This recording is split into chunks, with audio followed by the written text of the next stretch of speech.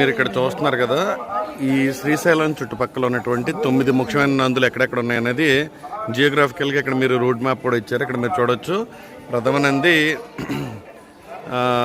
నంది నంద్యాల చామకాలువలో ఉంది. రెండోది వచ్చేటప్పటికి నాగనంది నంద్యాల ఆంజనేయ స్వామి దేవాలయంలో ఉంది. తర్వాత మూడోది వచ్చేటప్పటికి నంద్యాల ఆత్మకూరు బస్ స్టాండ్ దగ్గర సోమనంది. నాలుగోది శివనంది కడమల కాలువ దగ్గర ఉందంట.